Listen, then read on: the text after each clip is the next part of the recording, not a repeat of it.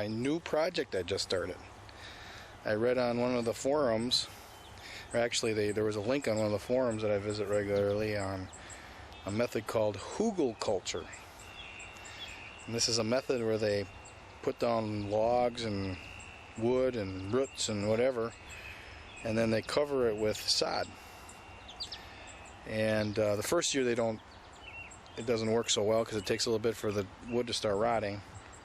But as the wood rots, it releases its nutrients, and whatever you grow in amongst it will be feeding on those nutrients. And I absolutely believe that, because if you go and look at a downed birch tree, and you know the inside of their wood rots pretty quickly. Well, when you go to try to pull it out of the ground, it's hard to, because all the trees, surrounding trees, have sent their roots up and we're feeding on it. So I read that here just recently, and I decided I'm trying that right away. So I got a little miniature HugelKultur going here. There's a whole bunch of branches underneath the dirt pile here. The dirt actually came from digging this little trench. I dug a trench with gravel and bricks in it so that I don't have to work in the mud if I come back here when it's raining a lot. But before I even put the branches down, I put down 2 pounds of blood meal, because as these trees and stumps and wood rots, it actually needs a lot of nitrogen. So that's the nitrogen. And the theory goes that it absorbs all this nitrogen in the rotting process, and then at some point it begins to give it back up. And then I put another 2 pounds of it now over the top of this pile. You can see there's some on right here.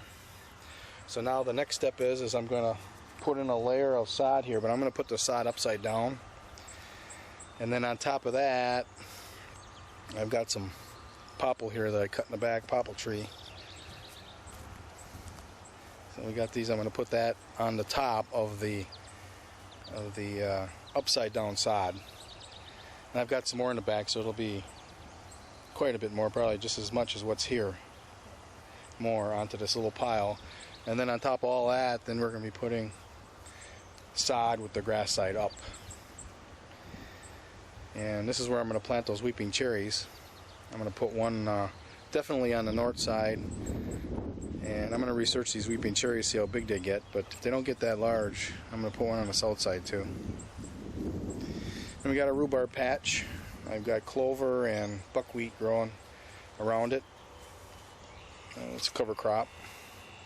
And I want more rhubarb. I've got a really big plant in the other garden there, and I'm going to divide that up into 4.